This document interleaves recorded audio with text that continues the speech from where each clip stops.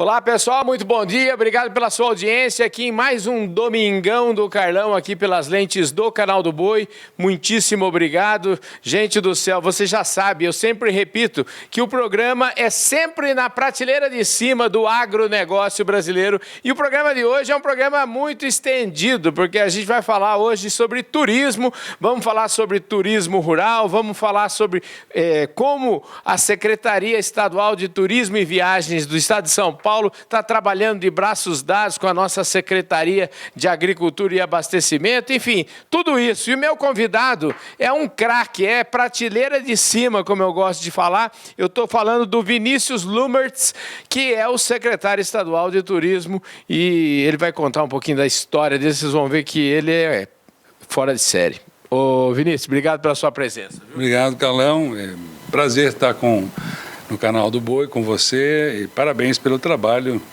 de vocês, que é um trabalho de divulgação do Brasil que dá certo, das coisas boas do nosso país aqui e de São Paulo, que se destaca no campo da produção rural brasileira e da exportação brasileira de forma muito importante e relevante.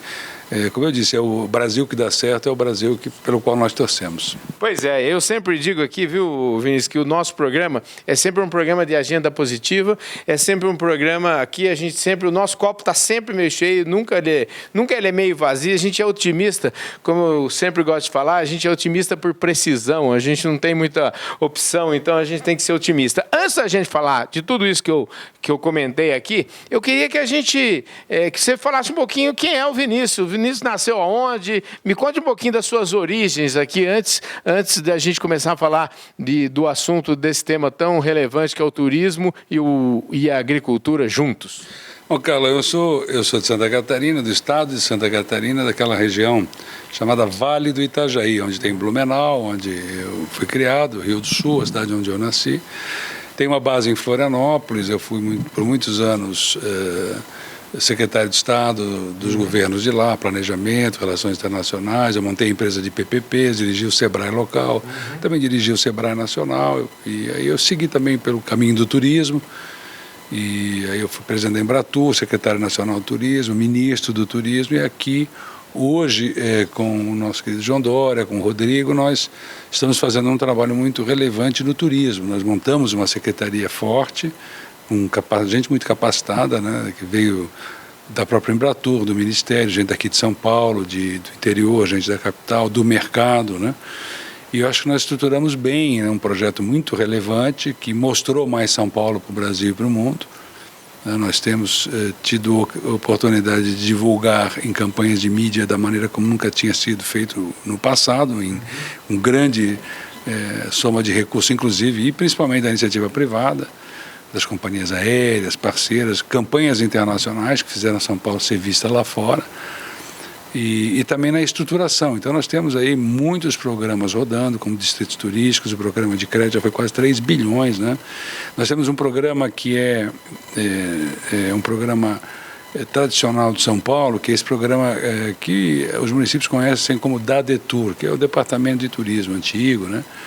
E nós mais do que duplicamos os recursos, são 550 milhões que 210 prefeituras dividem e recebem, né? Então isso era na faixa de 200, hoje são 550 no ano passado, esse ano nós vamos repetir. Então assim, rotas cênicas, rotas gastronômicas, que tem muito a ver com agro, tem muito a ver com esse turismo de proximidade depois aí da pandemia, que cresceu muito no estado de São Paulo. Mas tudo isso também é muito soma do que é feito de forma, vamos dizer assim, geral em outros campos e parceiros do Estado, né? Hoje mesmo nós apresentamos um projeto de um super parque temático que nós estamos programando, que é com o PENIDO, né, que é da Secretaria de Meio Ambiente. Outras coisas são feitas com outro secretário, que é o secretário da Cultura, né, que é essa divulgação de museus. O Ipiranga vai ser inaugurado esse ano, reinaugurado, né? Então, assim, o turismo é uma soma. E no caso do rural, né, a nossa grande parceria não só com esses que eu mencionei, porque tem rota cênica, rota gastronômica, mas também com a própria Secretaria da Agricultura, com essa legislação da produção artesanal, né, que ajuda muito a dar perspectiva e de interligação do turismo com essa base, né? Eu tive muita experiência já nessa área do turismo e a minha visão aqui de São Paulo é que tem muito ainda por fazer, né, e tem muito resultado para dar. Eu acho que essas formas de trabalhar em conjunto estão fazendo uma mudança e eu acho que essa cultura de trabalhar misturando secretarias, misturando e trabalhando junto com municípios, com a iniciativa privada, eu acho que nós temos conseguido multiplicar resultados, inclusive nessa área de turismo rural. O que eu venho de uma cidadezinha pequenininha, eu estava te falando aqui, a gente está lá tentando organizar umas rotas de cicloturismo, o município é muito bonito, mas assim, é bonito para a gente. O que os prefeitos, eles precisam fazer, como que eles podem ficar, vamos dizer assim, mais unidos, juntos com a secretaria, por onde começa? Nós temos dialogado muito com os prefeitos sobre isso, porque nós repassamos recursos, né? Mas nós estamos também desenvolvendo uma nova lógica, né? Em discussão com os prefeitos, uma nova forma de abordar as questões do turismo, né? Muitas vezes um prefeito tem vontade de desenvolver turismo, recebe recursos do Estado para isso, tem uma boa intenção, mas falta uma estratégia regional, né? Por isso nós estamos fazendo rotas cênicas, rotas gastronômicas. Tem também duas características que são muito importantes, que têm uma importância diferenciada, né, para as prefeituras e que nós chamamos a atenção dos prefeitos e colaboramos com os prefeitos, ajudamos os prefeitos. Uma delas é que o município entenda que ele deve se preocupar com investimentos em turismo. Ele tem que se preocupar, porque muitas vezes esse capital pode estar no município, né, e é preciso que o município discuta isso internamente, né, e outra é ele captar investimentos lá fora, trazer para dentro do município, que é o caso de Olímpia, por exemplo, está com 30 mil leitos hoje, né, captou investimentos.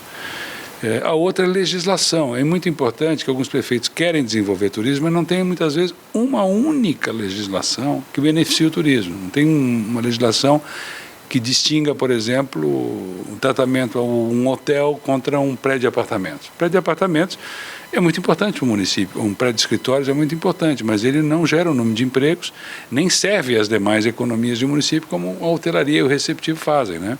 E isso vale para centros de convenções, isso vale para atrativos. Muitas vezes os prefeitos dizem, olha, eu tenho cachoeiras no meu município, são lindas. Bom, mas tem acesso às cachoeiras? Muitas vezes não tem, né? Está na prioridade fazer o acesso? Não. Tem um plano diretor que indique que possa construir determinado atrativo, né? Por exemplo, como tem historicamente um único caso no Brasil, que é o caso das cataratas, que tem um hotel com vista para as cataratas. Mas na cachoeira desse prefeito, mas eu tenho 5 cachoeiras. E tem algum hotel com vista para a cachoeira, como é lá em Cataratas, que foi feito na década de 50? Não tem. Então está faltando alguma coisa, está faltando o essencial, né? O embelezamento das cidades também pode receber incentivos. Nós temos feito isso aqui, mostrando como um prefeito faz isso, como é que ele ocupa a cidade com cafés, né? Aqui em São Paulo tem 40 lugares programados, já começou, a própria cidade de São Paulo já tem 40 lugares programados para esse tipo de expansão, ou para a área náutica, né? Nós estamos agora fazendo uma seleção de 30 municípios, 2 séries de 15, que vão receber obras especiais, fora esse programa tradicional nosso, só para fazer estruturas náuticas, né?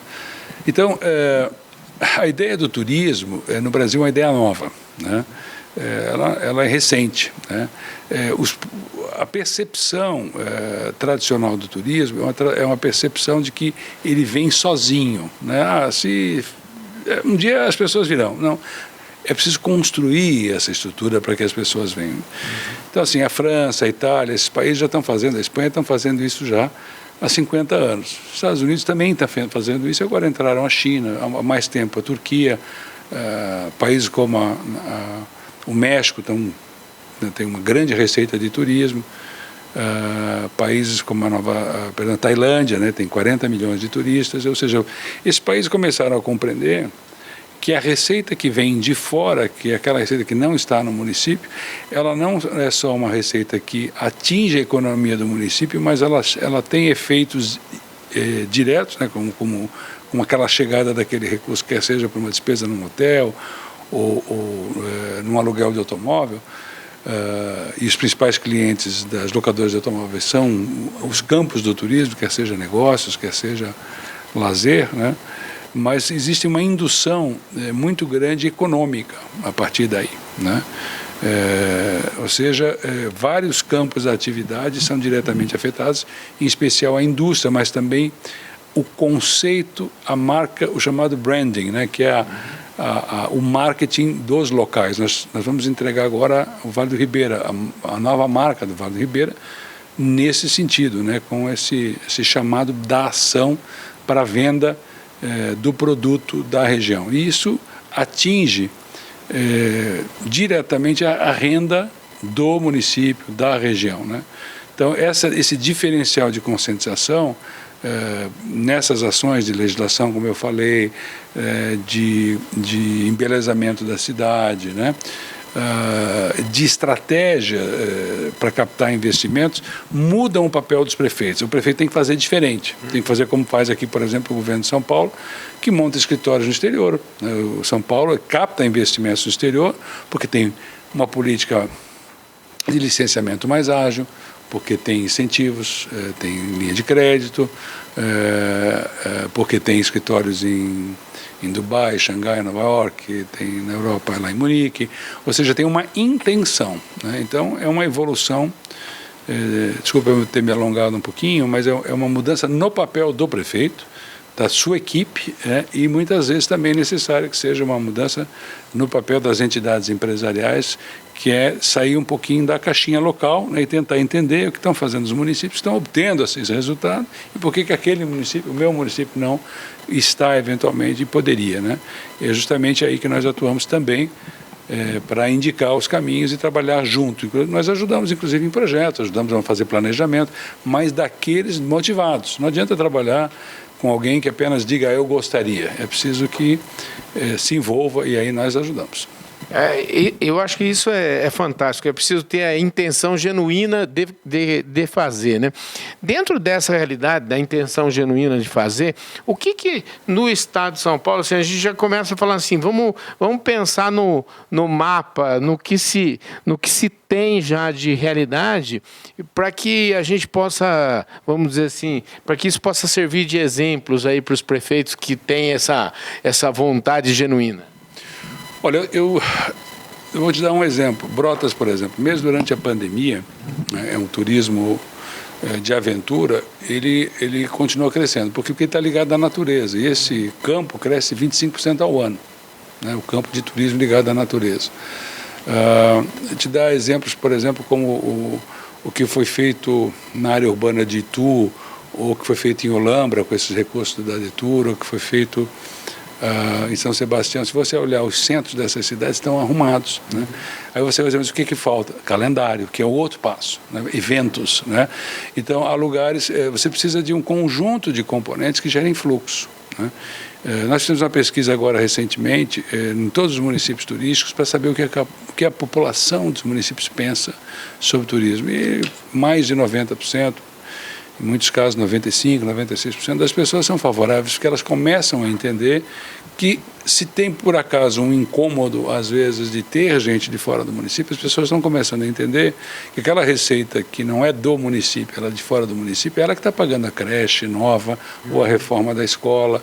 Ou seja, as pessoas estão começando a entender a lógica econômica. Enquanto o brasileiro não entender a lógica econômica, não é só para isso, né? É para entender para onde vai o dinheiro do imposto, por que tem tanto imposto, por que o déficit público gera juro alto, né? Por que há uma transferência tão grande da riqueza da sociedade para o sistema financeiro e para o governo, e por que tudo isso é desperdiçado? Por que a produtividade do Brasil é tão baixa?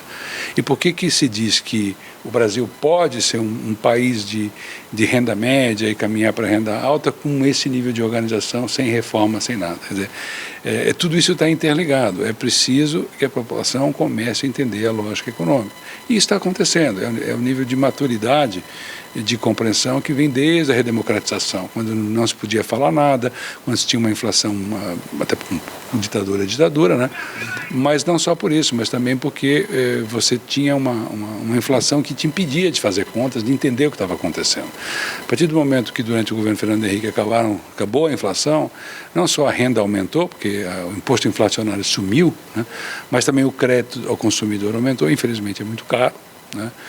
Para que se possa criar uma classe média, para que essa classe média possa ser robusta, né, e não seus recursos sendo desviados através de compras a prazo que oneram muito e o produto custa muito mais caro do que seu valor real, né? Então, se nós demos alguns passos em direção ao que seria uma economia de consumo de massa, isso está impedido por uma falta de um entendimento do povo inteiro de dizer não, basta, nós não queremos isso, nós queremos outro modelo de economia, né? Uma parte já foi feita com o fim da inflação, com o aumento do crédito ao consumidor, foi de 16%, 17% do PIB para 90%, mas é um crédito caro, oneroso, né? E também para os jovens, né? Porque no final faltam oportunidades para as pessoas de remuneração, de retorno, de desburocratização, ainda que muitas coisas tenham sido feitas. Eu mesmo participei com o Guilherme Afif da construção do Simples, na história do Sebrae, dos MEIs, né? Tudo isso já ajuda, né? Mas sempre tem retrocesso, porque o Brasil é muito burocrático. Então, aquilo que eram poucas páginas para fazer o simples, quando veio o super simples, virou super complicado, né? Ou se complicou. Então, tem uma tendência no Brasil a trabalhar um pouco contra o patrimônio, né, da sociedade. Mas somente à medida que a sociedade compreenda a lógica econômica, ela pode cobrar, porque se ela não sabe, não compreende. Se você fala sociedade, eu não falo um indivíduo, falo todos ao mesmo tempo conscientes dessas questões. E aí nós teremos, evidentemente, muito mais apoio ao turismo, porque o turismo nada mais é do que uma renda de fora que vem para dentro. Na essência econômica é isso. Então, se você pegar Gramado, para pegar um exemplo mais simples, o que você tem? 46 mil habitantes e 6 milhões e meio de turistas. É óbvio que 6 milhões e meio de pessoas consumindo a mais do que os 46 mil que moram no município vai gerar vantagens econômicas, né? E se isso for crescente e sustentável. Então, de um lado, tem aqueles que estão produzindo uma economia para isso, são as pessoas do município, né? Desde o Poder Executivo, Legislativo, empreendedores, empresários, e de outro lado tem as pessoas que estão olhando aquelas oportunidades, né, e consumindo aquele produto. Os que estão consumindo o produto voltam, né, porque tem calendário, porque tem coisas para fazer, sempre novidades, mais hotéis, mais atrações, e quanto mais tem, mais vem, né? Porque se você tem um fluxo grande de turistas, mais empresários querem participar, então vem mais atrações, parques temáticos e tudo mais. Mas veja que o efeito, e esse caso é bem simples de entender, o efeito não é só no turismo, você tem várias indústrias que surgem com isso, por exemplo, de alimentos, né? Que isso vale para aqui, para o estado de São Paulo também, quando surgem os queijos, quando surgem os embutidos, quando surge... A arte é a mesma coisa, né? Um artista que mora num pequeno município, ele se vender um quadro para o prefeito, para 5 pessoas ricas da cidade, é possível que ele deixe de ser artista, mas se ele tiver o turista para vender, ele poderá continuar, né? Então o Gramado mostra isso em porcelana, mostra isso em artes plásticas, né? Então muitas cidades turísticas do mundo têm galerias, por exemplo, né? E isso também vai para a alimentação, como eu falei, vai para bebidas. Em São Paulo tem muitas áreas com potencial, como São Roque, por exemplo, está se desenhando nessa direção. O turismo cultural, o turismo imobiliário, não só mobiliário, mas imobiliário, não só o mobiliário, porque hoje o turismo está na Bolsa de Valores através dos CRIs, dos FIIs, porque o sistema de finanças está muito ligado ao imobiliário hoje. Então, Olímpia é um lugar financiado, Gramado é um lugar financiado, isso não havia antes, né? E também o imobiliário, né? Esses grandes loteamentos que estão surgindo, não só de propriedade compartilhada, mas em geral, né? Então, todo esse conjunto industrial, de repente, é afetado por aquilo que é o fluxo de turismo, né? O mundo inteiro já compreendeu isso, o mundo inteiro já compreendeu que legislações co-irmãs industriais, como, por exemplo, de incentivo à produção de queijos, ou vinhos, ou de barcos de lazer, ou de lanchas, não importa, ou de bicicletas. Você falou de turismo de bicicleta. Tem bicicletas que custam 30 mil reais, tem bicicletas que custam 120 mil reais. Eu ia falar as baratinhas, custam 30 mil reais. 30 mil reais, mas assim, isso é uma economia. Alguém vai dizer, mas eu não quero comprar, não tenho direito, não tenho dinheiro para comprar essa bicicleta. Não, não importa, importa que alguém produza e alguém compre, e gere esses empregos, que gere essa economia das bicicletas, a economia náutica, e essas economias, elas acabam todas interligadas na economia da experiência, que é a economia da segurança, né? E por isso nós fizemos políticas de diminuir imposto, por exemplo, dos combustíveis das companhias aéreas, fizemos essas concessões de 22 aeroportos, isso tudo está interligado, né? Tem 8 bilhões sendo investido em rodovias aí, vicinais, né?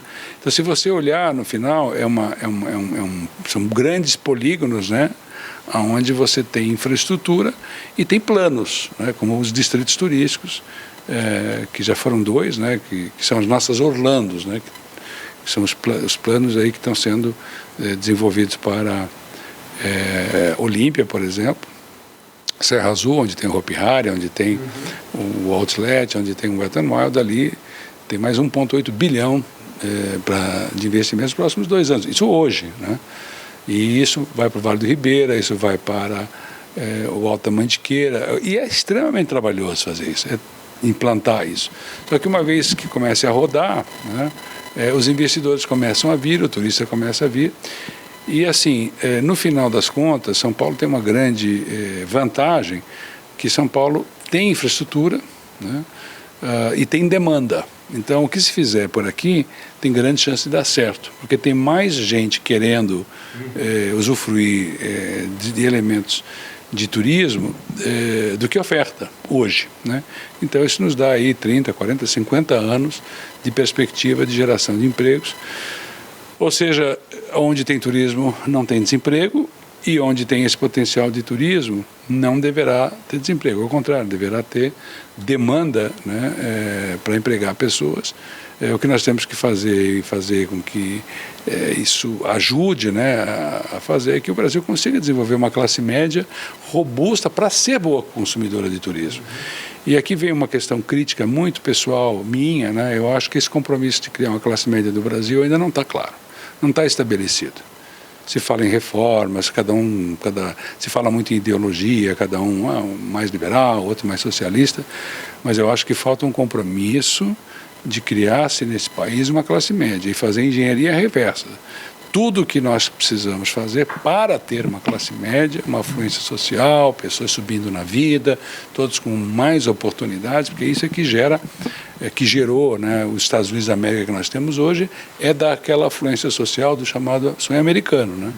A Europa também se desenvolveu nessa direção, e hoje a China faz isso através do capitalismo de Estado, né? E o Brasil, por que não faz isso? Por que nós não assumimos que nós queremos realmente criar uma classe média com capacidade de compra e uma sociedade com produtividade alta, né?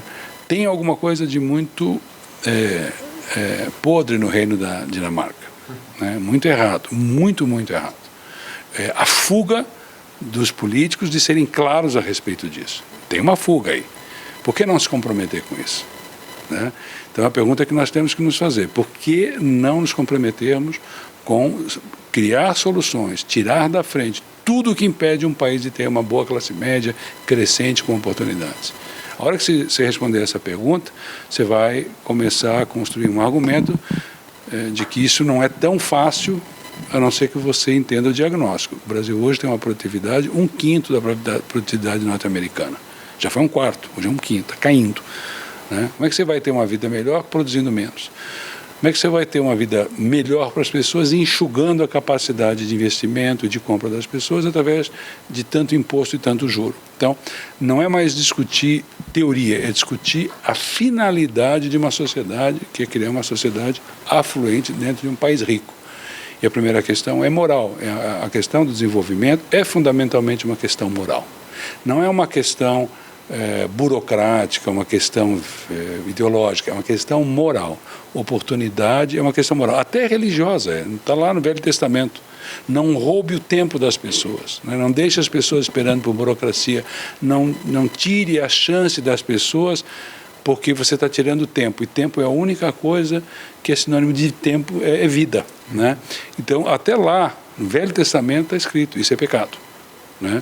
E se você não tratar a sociedade brasileira e o desenvolvimento do Brasil e das pessoas, entendendo que isso é uma questão moral, nunca vai estar errado não atrapalhar. Nunca vai estar errado atrapalhar o empreendedor.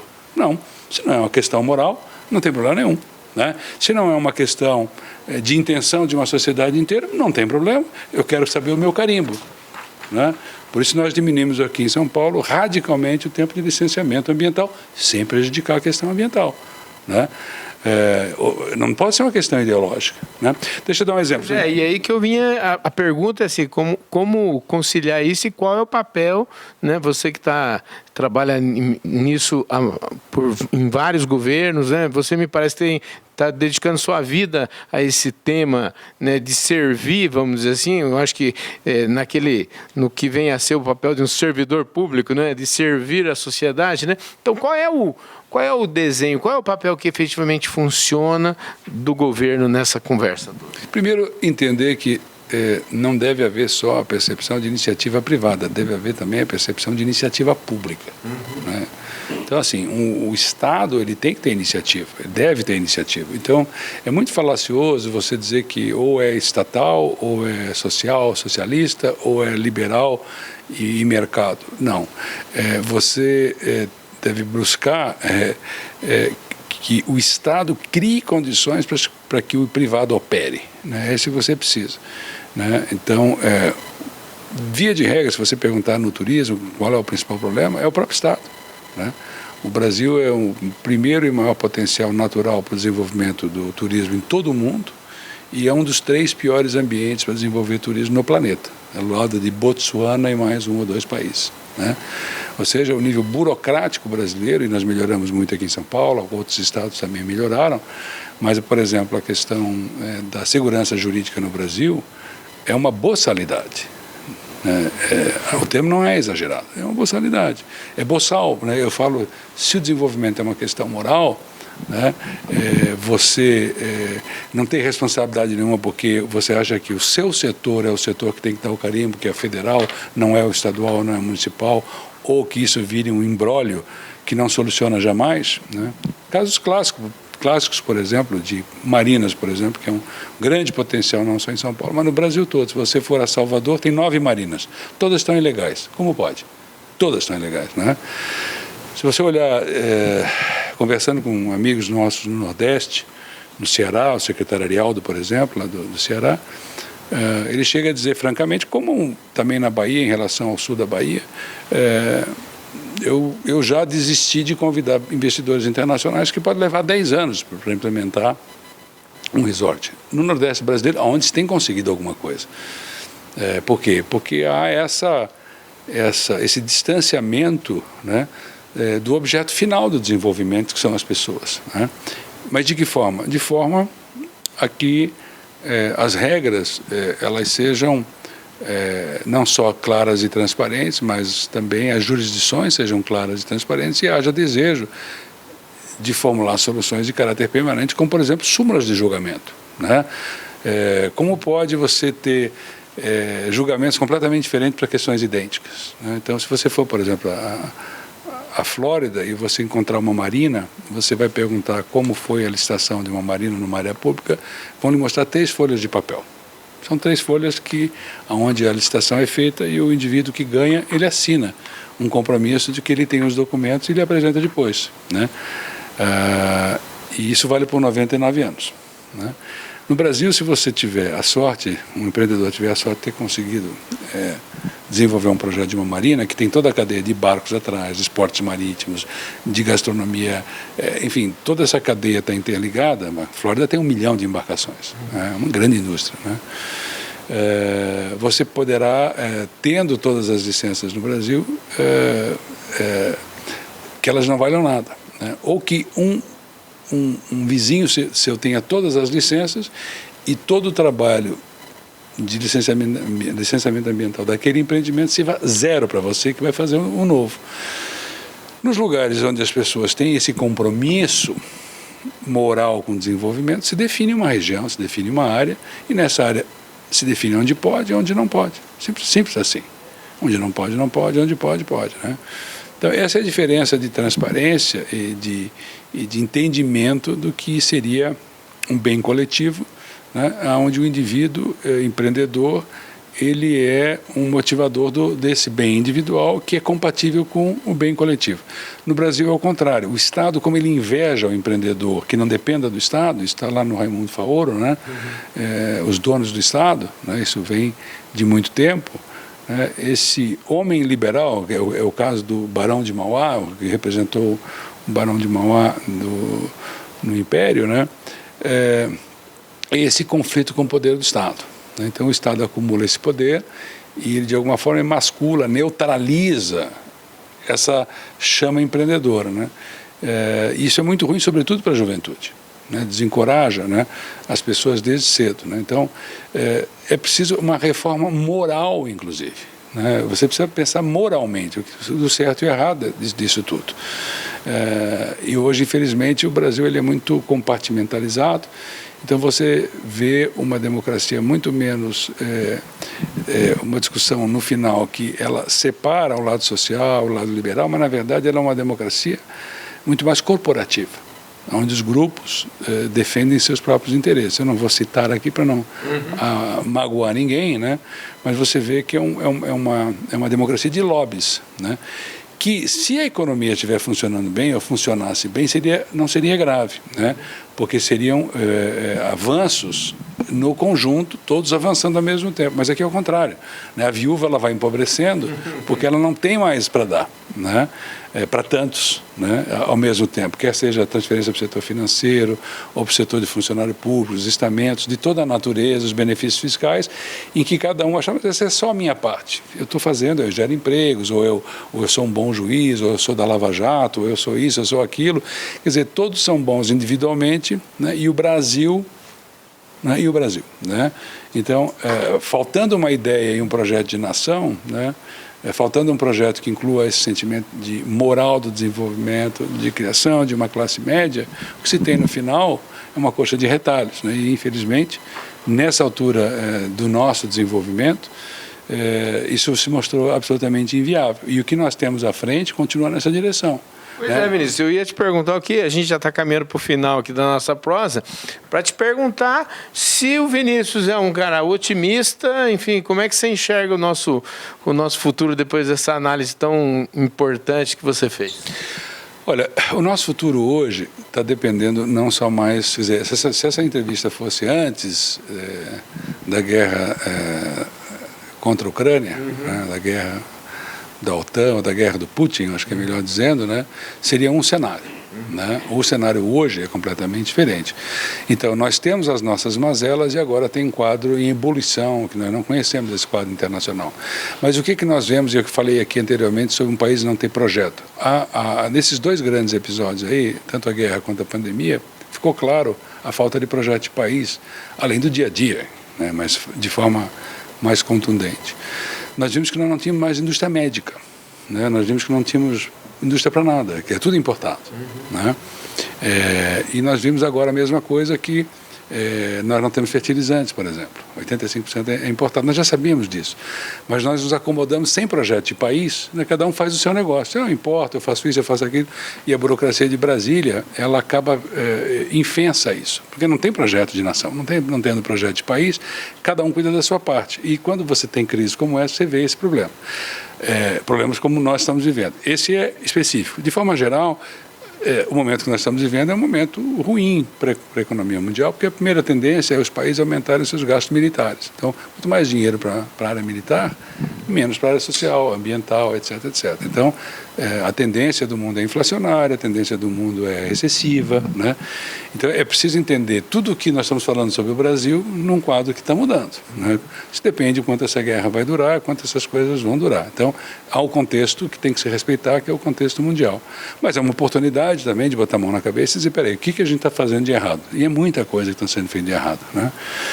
A minha preocupação no Brasil é que nós estamos, assim, vivendo duas camadas problemáticas de politização. Uma é ideológica e outra neopolitização, né?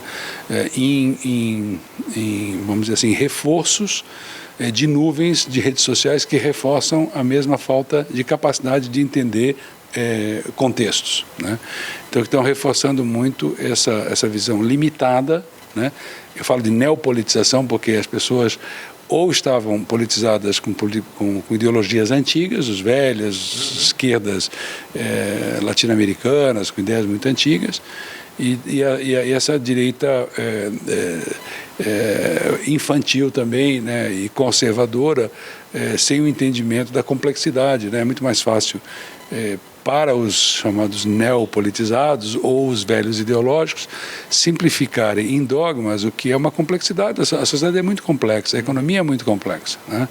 Então, se você obriga a uma complexidade como essa que nós estamos tratando aqui, respeitando a complexidade das coisas, você cede para uma simplificação absoluta, né? E nesse momento também exacerbada por uma questão sentimental, uma questão por questões emocionais, de frustração, é a era da frustração que nós estamos vivendo, por conta também do próprio modelo econômico, que não tem afluência social, não tem crescimento. Então, existe um encolhimento da classe média. Quando nós devíamos estar expandindo a classe média, nós encolhemos a classe média, né? As despesas ficaram altas, os custos ficaram altos, nós criamos uma sociedade de consumo de massa sem a característica de sociedade de consumo de massa central. A primeira característica da sociedade de consumo de massa é acesso aos bens e serviços, né?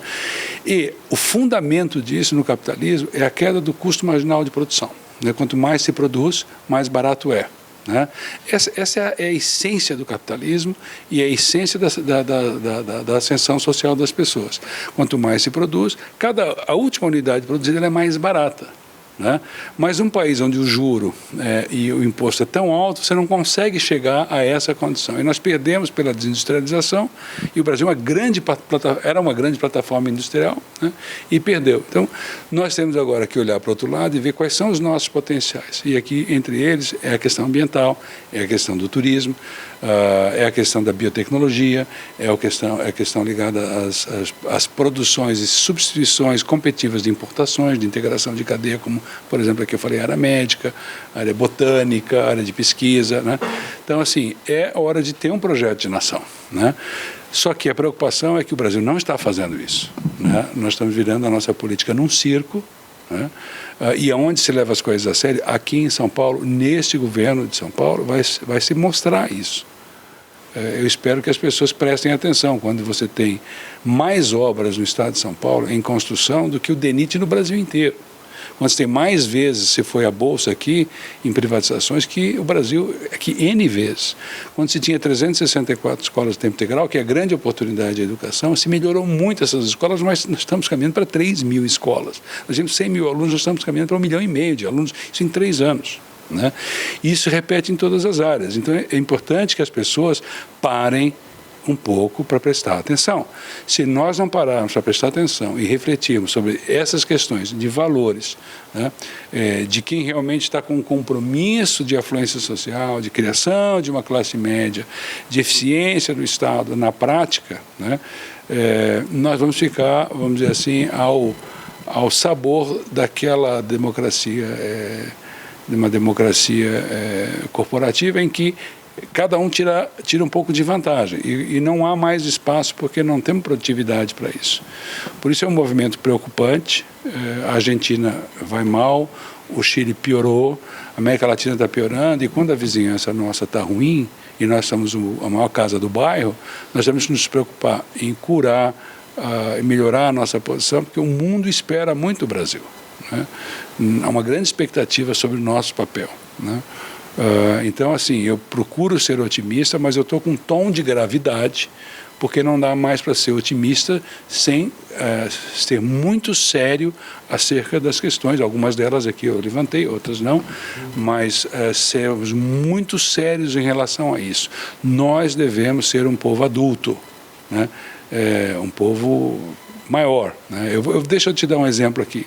Eu falei aqui de hotéis em parques naturais, eu não sei se eu citei aqui, né, o caso de nós temos essa questão da natureza. O nosso único hotel em parque natural da década de 50 está lá nas Cataratas.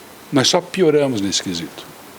Né? Os Estados Unidos têm 330 milhões de visitantes em parques, nós temos 12 milhões no Brasil inteiro, com 5 biomas e 3 vezes mais área verde. Então veja a dissintonia e o fato que o que era de melhor está na década de 50. Cassinos a mesma coisa, uma discussão, cassinos e resorts integrados é uma coisa muito positiva para o Brasil. E nós tratamos disso como se nós fôssemos um país que não tivesse a capacidade de ter isso ou que precisasse encher o país de bingos e de jogo em toda a esquina. Né? Isso é falta de maturidade. Né? Isso é falta de não tentar entender que, por exemplo, um resort integrado com um cassino é um investimento de 2, 3, 4, 5, 6 bilhões de dólares. Né? E que isso pode gerar milhares e em cadeia milhões de empregos. Isso pode transformar o turismo brasileiro de 6, 7 milhões de turistas em um turismo de 20, 25 milhões de turistas internacionais. Então, se nós não conseguimos entender as diferenças entre as coisas, nós vamos ter problema. E isso normalmente, quem não tem a noção das coisas, é infantil ou adolescente. Ou nós viramos um país adulto, né? E aqui eu vou fazer uma fala muito séria, muito perigosa, né? Nós temos um caso aqui do lado, que é a Argentina, de uma certa prolongada adolescência política. A Argentina tem uma adolescência política longa, né? Ela é peronista há muitos anos, né? E é um país que conseguiu a magia de sair do desenvolvimento para o subdesenvolvimento. Isso não está em manual nenhum, porque quem tem capital político alto, capital humano alto, normalmente vai do desenvolvimento para mais desenvolvimento. É um paradoxo, né? E isso é o que me assusta muito, né? Que o Brasil tem muito potencial, né? Mas de alguma maneira demora para organizar esse potencial num novo formato. E a discussão política do Brasil nesse momento não é sobre isso. O que nós estamos fazendo aqui em São Paulo, e não é aqui propaganda ou falsa propaganda, é concreto. Procure se interessar pelo que está sendo feito aqui e você vai ver que é mais ou menos isso que se quer. Eu não diria mais ou menos, porque ninguém é perfeito, mas a diferença é brutal, porque nesse período de 3 anos nós crescemos 8,7 em São Paulo e o Brasil cresceu 1,6. 8,7. E São Paulo não crescia mais que o Brasil desde 2006. Né? Empatou em 2012, mas não cresceu mais não. E é natural que os outros estados cresçam mais, porque tem uma base menor. Né? Por exemplo, o estado de Santa Catarina é um estado que tem crescido bem, Goiás também, mas um estado grande é difícil de crescer mais, porque ele já é grande. Né? Então, 8,7 contra 1,6, o que foi feito? Vamos prestar atenção em tentar separar as coisas, porque se nós não soubermos a diferença entre as coisas, como é que nós vamos escolher? É isso. Olha, espetáculo, hein? Uma aula que nós tivemos aqui nesse domingão. Ô Vinícius, eu queria mandar um recado aqui e agradecer imensamente, porque essa entrevista aqui foi, vamos dizer assim, uma feliz indicação do meu querido amigo Chiquinho Maturro. E o Chiquinho Maturro falou, você tem que falar com o Vinícius. Então, Chiquinho, ó, tá feito, tá pago a sua indicação. Muito obrigado, viu? Foi show de bola. Olha, fico muito feliz. Queria saber o seguinte, você nasceu lá, como é que foi o seu berço? Vou falar um pouquinho para nós fechar essa conversa agora. Eu perguntei do seu berço, mas você já saiu voando, você estudou bastante, você é um cientista político aí, deu para perceber em toda a sua fala, mas como é que era o seu berço de infância? Você nasceu onde, lá na Santa Catarina? Você não veio da roça, não veio? Não. Veio de cidade pequena. Meu pai tinha um pequeno atacado, comércio atacado, que era filial, na época do comércio atacado do meu avô em Itajaí, que aquilo é o Vale do Itajaí, né? A Foz é Itajaí, onde tem Balneário Camboriú, por ali. E aí Itajaí é o Alto Vale, você tem o Alto Vale que é Rio do Sul. Então eu não sou muito de cavalo, assim, o Chiquinho né? O Chiquinho é homem do campo, né? Gosta da AgriShow também, é um dos fundadores da AgriShow. Eu estive com ele hoje, né? Com o Chiquinho é um querido amigo, Itamar também.